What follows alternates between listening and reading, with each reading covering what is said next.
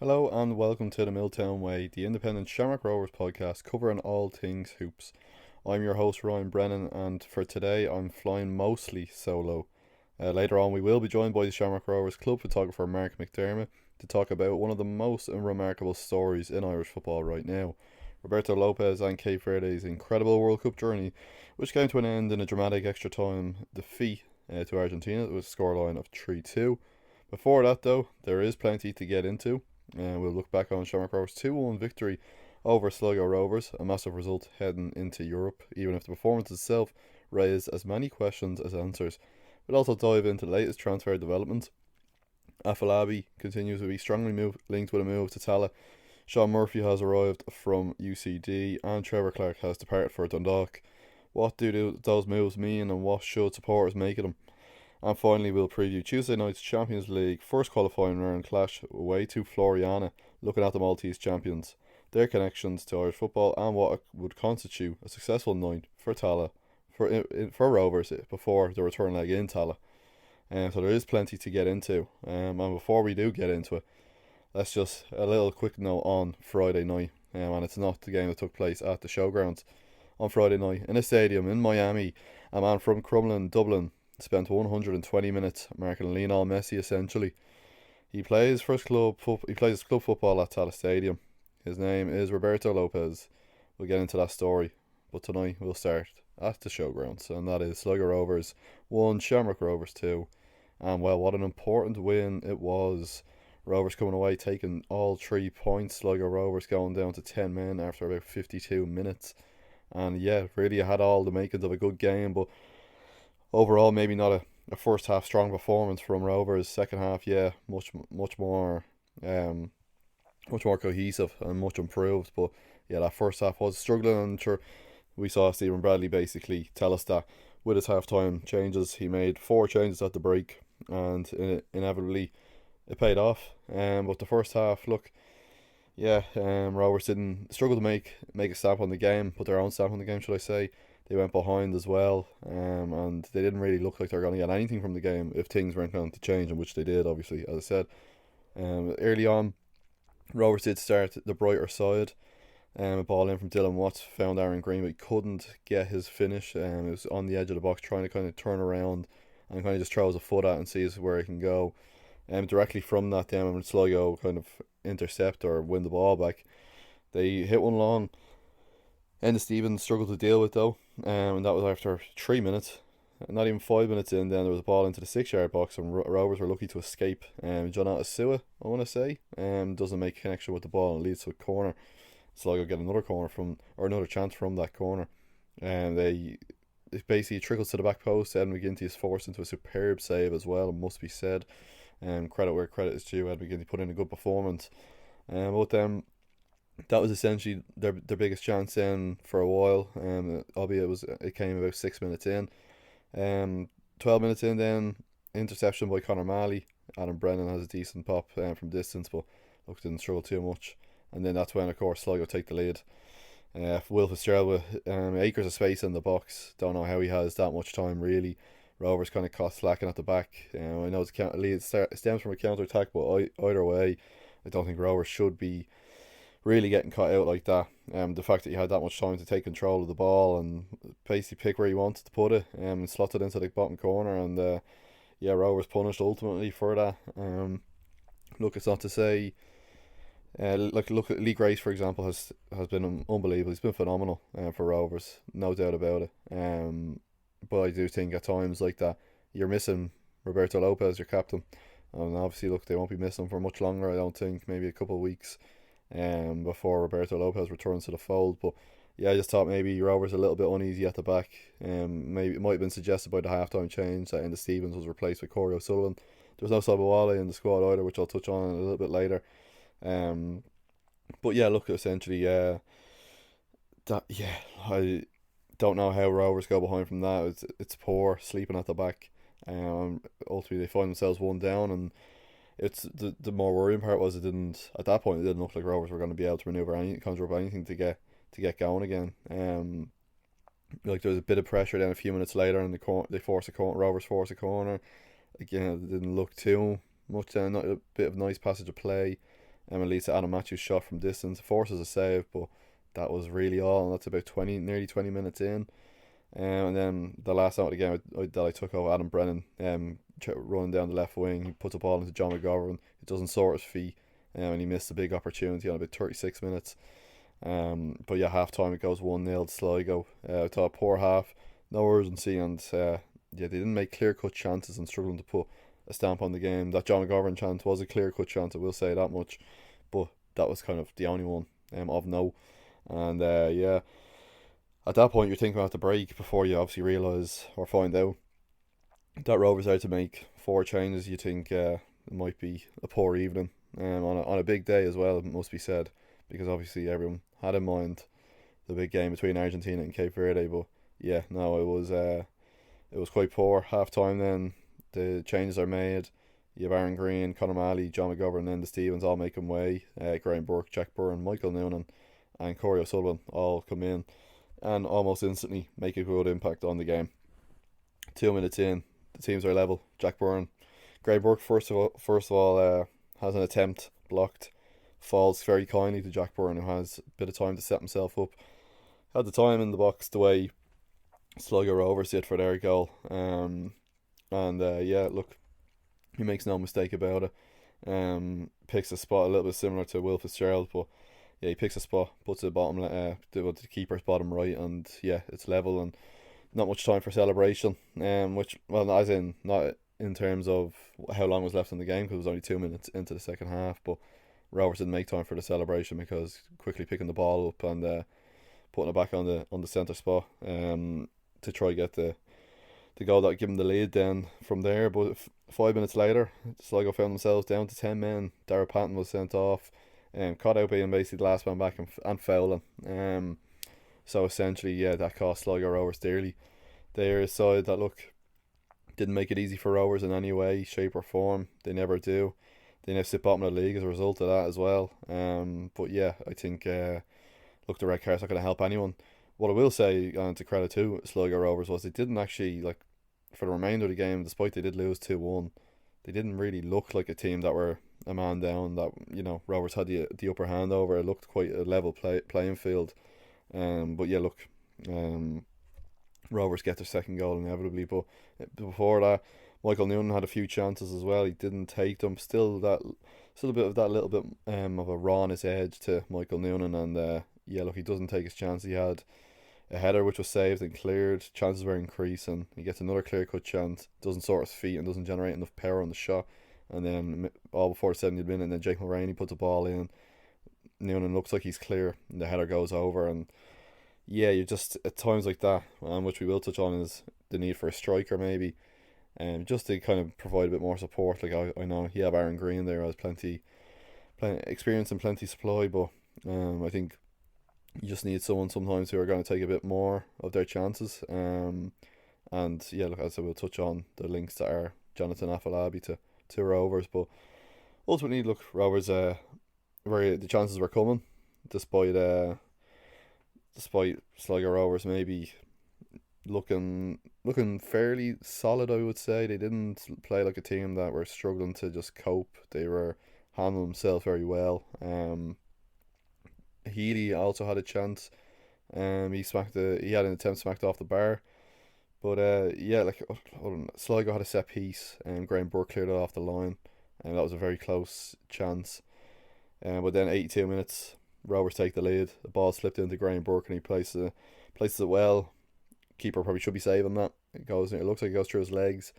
There's quite a delayed reaction from the away end as well. Kind of a bit of a shock that it even went in, because you're seeing it going straight for the keeper and you're thinking the keeper's collecting it quite confidently or calmly, but he doesn't. And thankfully Rovers take the lead. Thankfully he doesn't have it in his grasp. But it was a well worked goal, and maybe it looked like at that time it looked like Rovers were increasingly likely to take that lead, and they did.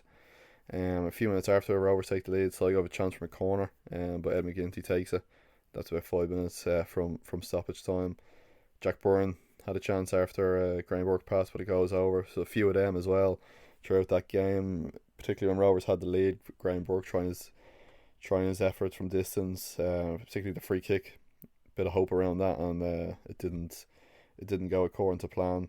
But then 90 late in stoppage time, Sligo had a chance, huge chance, down the left flank, left open. Somehow they're allowed in, but they didn't finish it off. But yeah, look, it's overall it's a big win. They need to keep winning. Pats are still winning, you know. Yeah, you look at it, maybe they're, you know, that they're 7 points clear of Bows, but they're 9 points clear of Pats, but Pats have 2 games in hand, so you don't want to be giving them any edge or any reason to be confident. Look, there's going to be slip ups from each of the three essentially that occupy the top 3 places in the league, so there's going to be slip ups everywhere, and still to play as well, also to play each other too. But yeah, it's unpredictable at the moment, and yeah, Pat's obviously winning 3-0 at home to Galway. Bow's going to Drogheda winning 2-0. They're, you know, these results, when you see them elsewhere, you just, on the Rovers front, you just need to make sure you still do your job, and that's exactly what last night was. The benefit of this was Rovers got 3 points without looking much the better side, and they got the 3 points as well with Europe in mind. So, you know, look, there's trying to manage minutes and everything else that goes with it, and the fact that, you know, it's such a big game coming on Tuesday evening, Irish time, with 6:30 kickoff, Irish time. But with that game in mind, you're just thinking it's important that, look, if you can get 3 points and just get out of Sligo, well then, you know, the best part is probably getting out of Sligo. But yeah, look, 3 points with it isn't too bad either, and still sit top of the table confidently is a huge plus. Rovers don't play a league game either for a while. Not scheduled to play another one until Drogheda away, which is currently penned in for the 31st of July. It's a Friday, but I think that will be moved. Rovers are going to be in Europe regardless that week. It's going to be the second leg of some competition. They're either going to be in the Champions League or the Conference League. So if it's in the Conference League, that game will definitely be getting moved. But of course, it's a chance that it could be Champions League, and then you might end up seeing a similar scenario to how it looked between Floriana at home and Cork at home, where it's Tuesday, Friday. So it could be that with the Drogheda game. You'd hope. Well, personally, I'd hope not. I think. I think it's too big of a turnaround when it's your. Like, I'm not really too fond of the idea, even though it's the same thing, and as me and Adam touched on the last episode. It can be the same thing as Thursday, Sunday, or Wednesday, Saturday, but Tuesday, Friday is just 2 midweek games, and they're 2 big games for Rovers. You know, one trying to get into the second round of the Champions League, and the other trying to get into the third round of the Cup, and particularly when you're trying to defend your title, it's a bit more of a challenge. But yeah, look, we'll see how it goes. But yeah, that's at Rovers' next league game. You know, you have Floriana twice, Cork once, and they're obviously all non-league games, so it'll be interesting to see how Rovers can cope with it.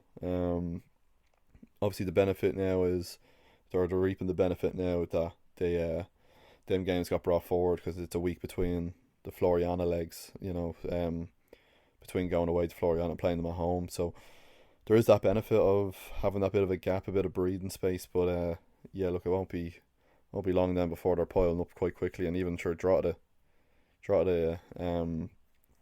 is a prime example that game will be that weekend. That's the August bank holiday weekend. It'll be sometime then. It could be the Friday. Could say that where it is. Or I presume it'll be Friday or Sunday. I don't see them moving to the Saturday. But yeah, look, that's it for the Sligo game. Big 3 points, and yeah, look, Rovers still stay top of the table. But on to Pico Lopez, Roberto Lopez, and Cape Verde. They captured the imagination of every football supporter, far and wide, and last night's dramatic defeat to Argentina. And since then, I caught up with the club photographer Mark McDermott to reflect on an extraordinary World Cup campaign. Mark has followed Pico's journey closely over the years. We spoke about what this run has meant, not just for Cape Verde, but for Rover supporters and the League of Ireland as a whole. Here's that conversation. Mark, thanks for joining me. A longly anticipated the Milltown Way podcast debut. We've been chasing you for a while. But obviously, as Shamrock Rovers club photographer, you've seen plenty of big moments around this club over the years. But where does last night rank in terms of the stories that you've witnessed involving Rovers players? Yeah, thanks for having me on, Ryan. I've been checking my DMs every day since you started the Milltown Way, waiting for the invite. Wait for Hollywood to come calling. So I've been photographing with Rovers for this is my 5th season now. So I have seen a lot of occasions. I'm one of the lucky ones that didn't have to wait a long time for see a lot of success. I'm straight into the club and witnessing it from day one. But no, in terms of what Cape Verde did last night, and with Pico obviously playing a major role there within the team, is there a bigger story? I don't think so. Like they can everything I've seen with Rovers, I don't think there's anything would match that. Now, witnessing all these things on ground level, I have the pleasure of seeing it from a different angle than everyone else, and you get to enjoy it in a different way, being involved.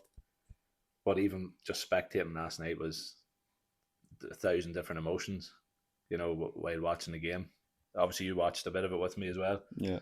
You managed to catch the last 20 minutes, was it, when you just got back from Sligo? Yeah, in the round that. Something in all of extra time on top. But yeah, it was the scenes were. Yeah. Your scenes were unbelievable as well. Oh, amazing. Jumping on tables and all sorts going on. But even like my Instagram feed has just been Cape Verde, Pico, Cape Verde, and I'm enjoying every bit of it. It's like us all, Yeah. There's also that element of pride as well, because you're involved with the club. Pico a bit closer than most people, because not most people, but in terms of being a fan, yeah. As I said, you're on the ground there, you get to see him in a different light. Like in terms of mentality and things, like there's no one comes close. I don't think so. That's only my opinion from what I witness and see. I often think that there's something in Pico there that when he steps onto the grass, that something switches inside him. Because even when I'm taking a team photo or I need to ask him for something, it's like he's looking through you. It's like he's focused, and it doesn't matter who you're playing, who he's playing. It's just it's hard to explain, but because a lot of people don't have that level of mentality where he does, and it shows from what he done last night and the whole way through the World Cup. Just getting to the World Cup was huge, So, in my opinion, getting to the World Cup was enough. They didn't need to do anything else. They didn't need to draw with Spain, draw with Uruguay, and not lose to Argentina after 90 minutes. They didn't lose a game after 90 minutes. No, exactly. Yeah, so they're like I was laughing and seeing a few posts before the match last night, and it was showing a heat map of the world. And it was saying, "Can anyone see any countries that have beaten Cape Verde in a World Cup?" Yeah. So, social media is quick to turn around. Yeah, I love all that humor, but no, it was absolutely fantastic to witness. Yeah. Did you ever imagine covering, as you said, 5 years now, covering Rovers and photography there? Did you ever imagine covering Roberto Lopez at Tal over the years that you'd one day be watching him for Cape Verde as taking on Argentina in a World Cup knockout game? Absolutely not. Like everyone else, not to take away from the league at all, but there's this mentality around. Maybe not this country so much because we all love the League of Ireland, but in terms of international level, you don't often see players from the League of Ireland, which is a shame, playing at international level. He's the first current League of Ireland player, active League of Ireland player. Yeah, this is it. Yeah. So, yeah, it's.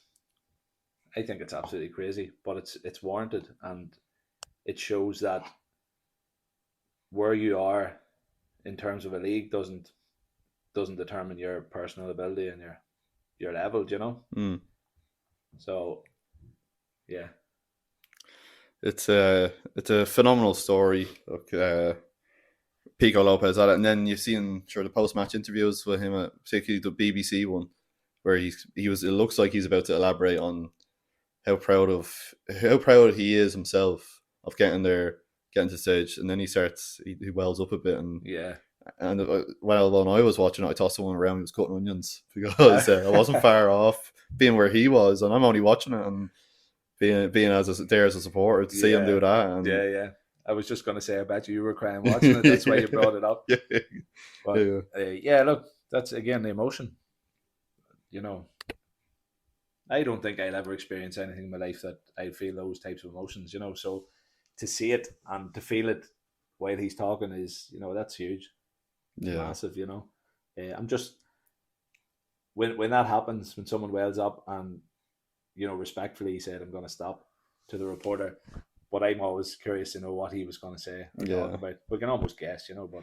Yeah, I think I was saying, I think you seem you don't know, and you never will. Cause sure, the interview ended then, but I think you can imagine he's probably going on to talk about maybe his family, his upbringing, maybe obviously he had his son Diego last year.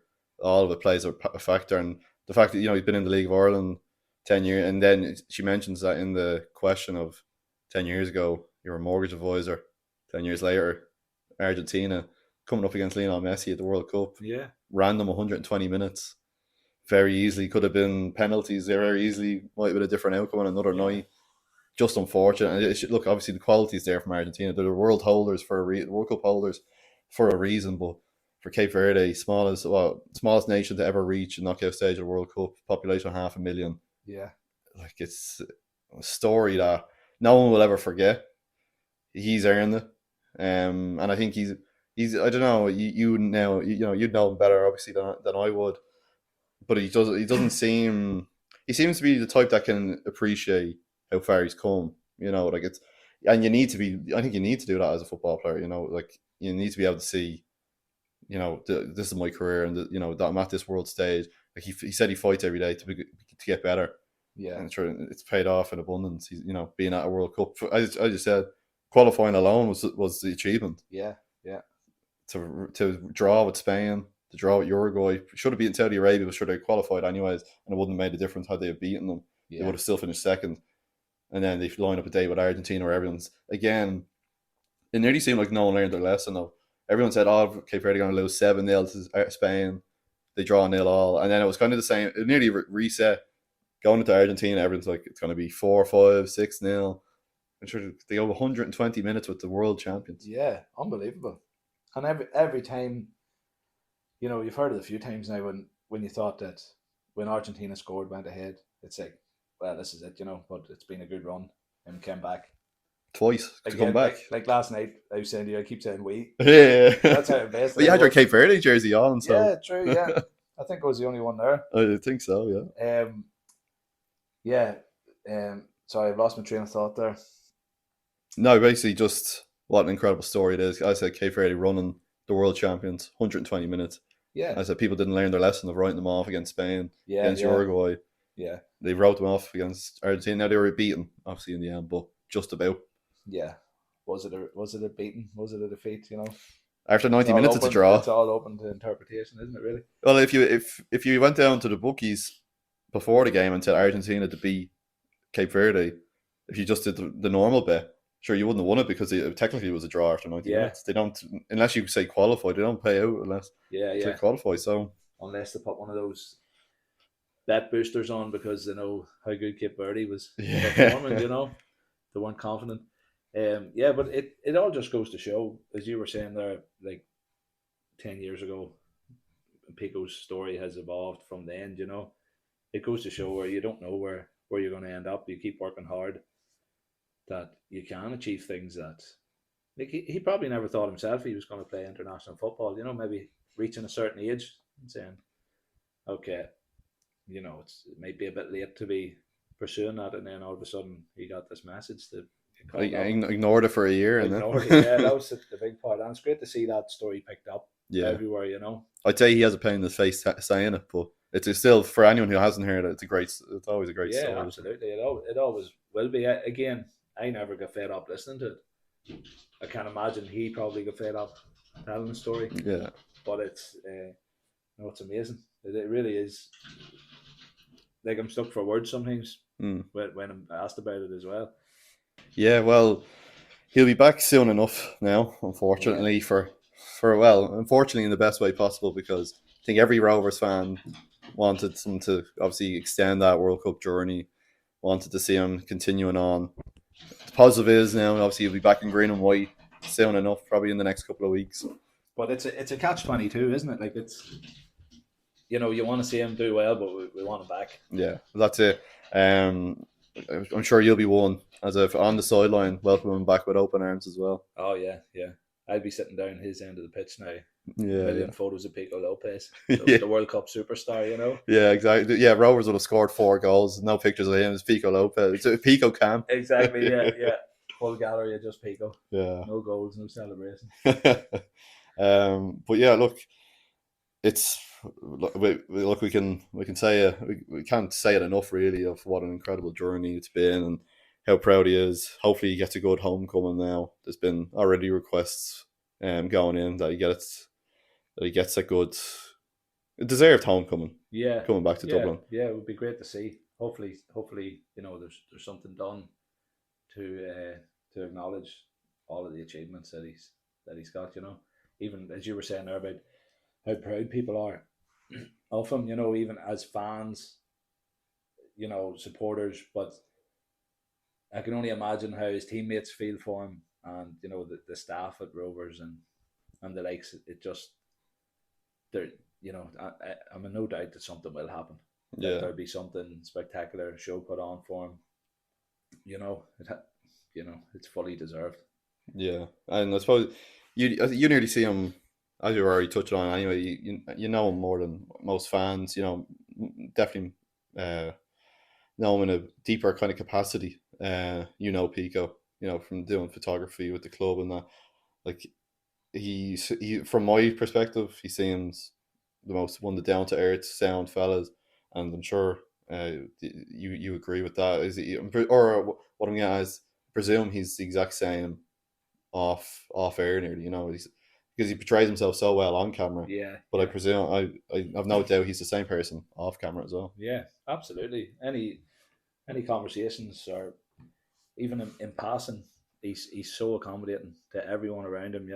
Obviously within his, he has things to do. He's busy playing games and he can't always, but he just seems to be, gives everyone the time of day. And as you say, what you see, even on the media, if you're speaking to him, he's giving you that same respect as he'd give to a reporter or a pundit or whoever it is. Yeah. Even if you've never spoke to him, as you said, you can see it. You can see that mentality and that respect that's shown all around, and again, I think that's why he fits in so well at Rovers, because I can see that mentality and that ethos is across the board at Rovers. So anybody that I've ever spoken to or been in touch with, again, there's a lot of respect shown. Like he fits in so well at Rovers. Bar the obvious, but that mentality and that respect and that good ethos is shown right across the board. For, players, staff, coaches, everyone that I've ever spoken to. That's what I believe, and that's what I've witnessed. Everyone's so accommodating, respectful. You don't pass someone and they'll shake your hand, which is it's such a nice environment to be in. So obviously we're talking about Pico here for the majority of the time, and yeah, so you're fully correct in what you say. What you see is what you get with him. Yeah. Well, Mark, that's all we have for Pico. We'll have to have you on again sometime. We chased you long enough. Yeah, maybe the next World Cup. Yeah, when it's Ireland against Cape Verde, maybe. Yeah. Half and half jerseys will be going. That'd be a good game, wouldn't it? Yeah.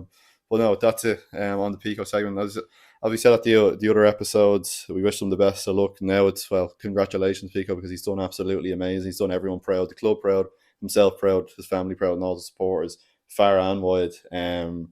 Look, commiserations on an exit to Argentina, but sure, they went out as respectfully as they could. You couldn't get any better than that. To go out after 120 minutes, you went behind 3 times, you fought back twice. There just wasn't enough in it there to get that third one. But what a phenomenal effort! It was definitely David versus Goliath, and like what a way to show represent yourself and Cape Verde. Yeah, absolutely. You've nailed it all there. You've said it all. There's nothing more to say on the matter, really, is there? Except we can't wait for Pico to get back now. Yeah, put on the green and white now. Yeah, exactly. Had enough of the blue and navy. Yeah, I have to leave my kit back now. But now on to transfer news. Jonathan Afolabi continues to be heavily linked with a move to Shamrock Rovers. Sean Murphy has arrived from UCD, and Trevor Clark has made the move to Dundalk. So, a few things to debunk here. Well, not debunk, but look, the Irish Independent obviously reported earlier in the week that Jonathan Afolabi is increasingly likely to sign for the club. Obviously, an exposed man. He's something that Rovers need. We've spoken at length that Rovers need a striker. Michael Noonan's very young. Aaron Green and Rory Gaffney getting on in age there in the football world, and anyways. And yeah, you just need that more of a helping hand. And Rory Gaffney, sure, he's been sidelined since the start of the year, so there's that as well. But Michael Noonan just needs a bit more of a consistent help, I think, and he'll get it if Jonathan Afolabi's to come, and if Michael Noonan's to stay as well.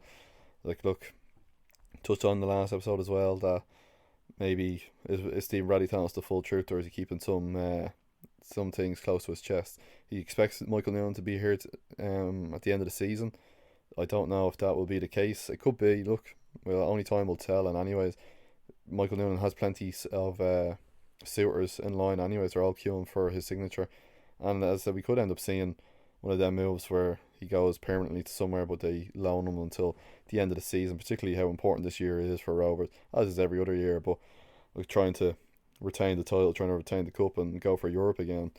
Yeah, it's gonna be a big one. And sure, if Rovers can hold on to the services of Michael Noonan and bring in Jonathan Afolabi, and if Rory Gaffney is to return anywhere in there too, sure, you can't have too many complaints. But yeah, Afolabi matches the profile. He's 26 years of age. Obviously, as I said, former Bows. His final season at Bows, he did get 20 goals and 5 assists in 28 appearances. You can't really argue with them numbers at all. If he's to bring them type of numbers to Tala, I think everyone would be chewing your arm off for that. So look, everyone knows the talent he possesses. He's a really good striker. He's obviously currently in Belgium as well at I want to say Kortrijk. Definitely pronouncing that wrong. As we always do when it comes to these European sectors. But yeah, he could do well. He could do well. No doubt about it. He did come from the Southampton Academy as well. That's one thing. But yeah, look, it's gonna be it'll be interesting to see how it goes. And obviously, look, everyone will like to take players who were previously at Bows going to the big leagues. The big leagues are calling, and that is Shamrock Rovers. Is he a tactical fit? If he's a physically imposing forward option, do Rovers lack that? I don't think so. You have Aaron Green. Even last night you saw him wrestling with defenders. Rory Gaffney's great to do that as well when he is fit, when he's on the pitch. Obviously he hasn't been, but them two lads are well capable of doing that job. Michael Noonan, not so much. He's obviously, look, he's 17. He's learning his trade really. That's what I think. But yeah, look, Jonathan Afolabi will add to that. Of being kind of physical with the defenders, fighting the centre back. And if he does that, sure, well, you won't have too many complaints about it either. Getting in defenders' heads, and I'm sure he'll be well received. The 8 trips to Richmond Park in the next 2 seasons. From next season onwards, and anyways, but since Bows look like they're going to be playing in Richmond Park for their home games in the next 2 years minimum, I wouldn't be overly wouldn't hang my hat on it that be just 2 years and it won't be 3. But look, it's only time will tell. Rovers third time from UCD this year, and that's Sean Murphy. He's 18 years of age. Does maybe look like he might be going back to UCD for the remainder of the season, which is, look, that's not too bad. You can't really complain about that. But it's third one after Adam Brennan O'Regan coming in as of late. And yeah, so look, if Sean Murphy spends the remainder of the campaign with UCD, gets a bit more experience under his belt as UCD try to fight for promotion, well, I think that only makes him more ready for what's to come. When he does arrive in Tallaght Stadium, what will it be, like January, or when the lads return, would probably be January. So yeah, look, it's an exciting prospect, and UCD are producing exciting prospects. You need to give them the credit where it's due as well. Adam Brennan's been phenomenal, no doubt about it. And look, Adam Brennan had plenty of suitors as well. If you remember, Hull City were one of the teams in for him at the time. Rovers won the race for a signature. So if it's another type, if it's something like that, you can't complain too much, and it might be a case of another. Would it be another example of, it's only a matter of how long Rovers will have the player before he's snapped up? It's certainly the thinking around Adam Brennan. Will it be the thinking around Sean Murphy? Only time will tell. But he's an exciting prospect, and yeah, it's nice to see Rovers forward thinking signings as well. I think the club is kind of, if you've noticed, the club I think are slightly changing their approach, just in the sense of there's a few more younger heads coming in when they do make signs. I know, look, obviously Jonathan Afolabi's 26. He's not as young as your Sean Murphy's or your Adam Brennan's, but he is also, Afolabi's look, he's proven in the league, and anyways with his 20 goals. But yeah, if it's that case and it's forward thinking, players for the future, you can't argue with it really. So it'll be interesting to see how that unfolds. But then finally, Trevor Clark is out the other way. He's headed for Dundalk. How that goes, Trevor Clark is a phenomenal player. Everyone knows exactly what the type of talent he possesses. Dundalk they'll be better with him. That's for sure. Look, he's going obviously because of the lack of game time. Injuries have hampered his career too. It can't be understated that either. But it's an interesting move for Trevor. He's joined the Dundalk side who are chasing Europe, and sure, if Trevor's fit, if he can remain fit as well, he'll play a huge role in their pursuit for Europe. I know there are fans out there who don't really like or typically like a player going from one club to another in the league, but look, Trevor's leaving because he's not getting minutes. It's that, or it's just rot away and waste your years of being a professional footballer, not getting your game. So I think it's a bright move, I think, and look, I wish him all the best. Everyone here at the Milltown Way does. He possesses great talent when he is fit. No doubt about it. He shows exactly what he can do. But yeah, look, if he does help Dundalk, obviously you're hoping he does. It just doesn't help Dundalk when they play Rovers, but other than that, you can do whatever you want. And yeah, look, Dundalk, I think they'll be better. They'll be better with him, and they'll be. This is why they're going for him, isn't it? And as well as that, you have a player here who's been there, and Dundalk, who are just up from first division, going into that. Look, they won't have too many complaints, I don't think, of getting a player of Trevor Clark's stature. But we'll move it on to the final segment of this episode, and that is the big game on Tuesday, 6:30 p.m. Irish time. It's not confirmed if it will even be on TV for Irish viewers. So, it's been communicated recently that the club, that there's been no request from Irish broadcasters to show the game. First of all, LOI TV might be showing the game. Don't know as of yet. Hoping it will. And at I think there's a Maltese channel that will be showing the game, and they've purchased the rights for certain regions, but we don't know how accessible that will be in Ireland. And well, you'll only be able to access them Maltese channels the wrong way. You might have a certain device that might be able to get a channel like that on the on the go, but no. Quite disappointing, first of all, on that front, that no broadcaster has reached out, particularly all the coverage around Roberto Lopez as of late, particularly RTE, who obviously were showing the game between Cape Verde and Argentina. I know they're showing all the World Cup games, but yeah, the fact they're showing that and they're giving Roberto Lopez such coverage, then to go and yeah, not even try show the game, I don't know.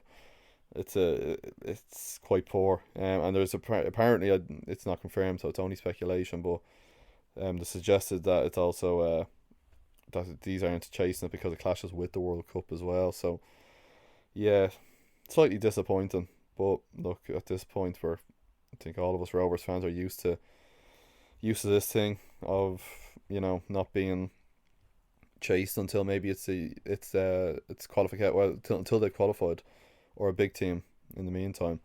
Like if Rovers qualify for Europe, Premier Sports showed all the games last year, and it might be the same case for this year. But yeah, look, Floriana, it's going to be an interesting test. As I said, they're from Malta. Um, it's the third opposition from Malta that Rovers are going to face. They obviously faced Hamrun Spartans in Tala last year in the final game of the league phase of the Conference League. They also faced Hibernians in the qualifiers a few years ago as well. So they went there as well. They went to Malta. It's not their first trip to Malta, it is their first time facing Floriana. Floriana are in green and white as well, and that's because of the Royal Dublin Fusiliers. In 1905, the Fusiliers, an Irish regiment of the British Army, were stationed in Floriana and played 3 friendly matches against the club. And since then, Floriana changed from green and red to green and white to match the soldiers. The town earned the nickname Tal Irish, the Irish, which remains one of Floriana's 2 official team nicknames to this day. But yeah, it's going to be interesting to see Floriana will be coming out in green and white. And obviously Rovers will be wearing an away kit of some sort. You wonder which one it'll be, because they haven't worn that black jersey yet. I know they wore the yellow one away to Dundalk, but that's about it. But yeah, so it's interesting. There's an Irish connection, it seems, everywhere you go, and there is one with Floriana. They were founded in 1894. They're one of the oldest Maltese clubs as well to exist. They have 27 Maltese League titles. They won, as of late, the 25-26 campaign. And they're the only Maltese club to have reached the first round proper of the Champions League, and that was in the 93-94 season. So yeah, there's a good bit of history here with the Floriana. Sligo Rovers beat Floriana in the 94-95 UEFA Cup Winners' Cup as well. They won 3-2 in Agra, and they drew 2 all away, 1-0 at home. So it's not the first time an Irish side has faced Floriana in European competition. But yeah, it's interesting to see how this goes. Look, I think Florian, what you can expect, they might be slightly defensive. They might come out a little bit more at home, because the home game is obviously the key. They don't want to be going to Tallaght Stadium to rely on a result. They want to get the job done at home and defend what they can then in Tallaght. So you can expect them to come out a little bit more that they're at home, and then they might shore up at Tallaght if they have something to shore up on. But you never know. I think Rovers are the favourites here, and they've slightly had a favourable draw, it must be said. Floriana is a team on paper you think Rovers should be beaten, but you just don't know. You just really don't know. It's a big one. It's such a big game, and everyone here knows the importance of winning that first Champions League qualifier round as well. You're guaranteed a playoff then of the Europa League or conference. You're guaranteed a Conference League playoff, and anyways, at minimum. So that's just by getting through one round. And look, it's easier said than done, of course, but it just puts the emphasis on the importance of winning this game. What the interesting thing will be that is the heat factor. I think it's going to play a massive factor in the game. It's expected to be around 28-29 degrees at kickoff. Something obviously Rovers players will not be used to at all, unless some of them do the beds, and I wouldn't write some of them off, to be honest. The colour of some of them, the tan. But yeah, look, it will play a factor, and it's up to Rovers to see how they deal with this and how they respond. And yeah, it's just, you can't emphasise how important this game is, and getting off on the right foot and if you can bring a lead back to Tallaght Stadium. Look, we all know how special Tallaght Stadium can be on the European nights, and if you're to do it against Floriana, well, that would be crucial. And it'd be such a big game, and it's going to be a huge game in anyways, of course. But yeah, you want Rovers to come back with a lead. You think back to how, like, a prime example, I think, of how big Tallaght Stadium, or how special it can be with Tallaght Stadium at full capacity for European fixtures under the lights, is if you jog your memory back to the playoff last year against Santa Clara, winning 2-1 away and drawing 0-0 at home, and that qualified Rovers obviously then to Europe, and that was like Santa Clara, obviously the top side in the Portuguese league. So yeah, can't emphasise the importance of this and getting off on the right foot. Any fans who are on the trip or on the charter, obviously safe travels as well. And any fans making the trip, and anyways, I think there's supposed to be in the region of 400 to 500 people travelling over. I'm not sure, that might be the charter, but It could be as a whole as well. Look, it's a long trip, no doubt about it, and it's a bit more of a tricky one to get to. If you're not going on the club chart, that's why these things are in place. But yeah, it's an interesting one. An interesting tie. It's one that you would have favoured over the other ones if you remember the pots or the potential size Rovers could have faced. And yeah, look, Rovers are the favourites going into this game, must be said. So that's the only kind of disadvantage you have. Obviously, as I said, the heat as well. That Rovers won't be accustomed to be playing football in 29-degree heat. But look, this is what you have to do. And yeah, look, if they can do it, they'll reap the rewards of being 1 foot into the second round of the Champions League qualifiers. And as I said, we all know how big it can be. Of course, either Riga of Latvia or Ararat Armenia of Armenia, of course, await the winners. Riga are the team that I would presume will be the team awaiting it anyways. And yeah, I'm sure a lot of people listening to this know the quality they have. So it's interesting to see who comes of that. If Rovers are to make it to the second round, they could fancy the chances against Riga, but it could have been a lot more of a tougher draw. Is the common opinion, and one that I would align myself with too. It could have been a lot tougher. In terms of that draw, between the first and the second round combined.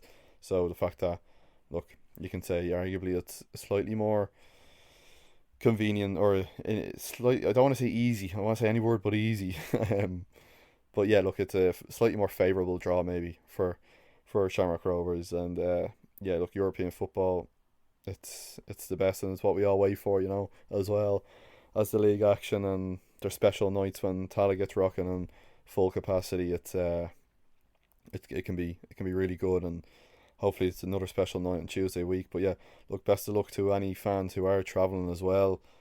Safe travels, as I said. It's going to be the first game this season that I'm missing, which is slightly annoying. Malta's a holiday destination. I tried to work a holiday into it and think if I can go on this day and this day, and then you're thinking, oh, I'm going to miss the home leg then. But yeah, I haven't missed a game this year until Tuesday. That'll be the first one that I miss, that I won't be in the stands for. But yeah, look, any fans who are making the trip, safe travels. It's gonna be a scorcher, and anyways, so make sure you bring your sun cream. And yeah, it's gonna be, hopefully Rovers come back with a win. The fans who are making the trip deserve it. The club deserve it. And yeah, look, hopefully it's another special European night. And Rovers, yeah, look, hopefully they repay all the fans who are doing that trip. I'd say it's a good one as well. But that's it for this episode of the Milltown Way. Thank you as always for listening. And thank you, Mark, for coming on as well. It was great to hear a voice from inside the club as well. Obviously Mark, who does the photography, and make sure you do follow him as well. He puts up plenty of great pictures. Mark5Images at Mark5Images on Instagram too, and he's across Twitter as well. You'll find him if you look up Mark McDermott on Twitter. And yeah, he's very active across the pages. He produces great shots, and he's obviously a great helping hand for the Milltown Way. Always has been since its inception. And so is George Kelly as well. So thank you to the two of them. And as I said, thanks Mark for coming on. We'll have George on as well. Don't worry, no one's escaping this. They're all going to be put in front of a microphone at some stage to hear from them. But yeah, other than that, thank you for listening as always, and we'll chat to you after the Floriana game.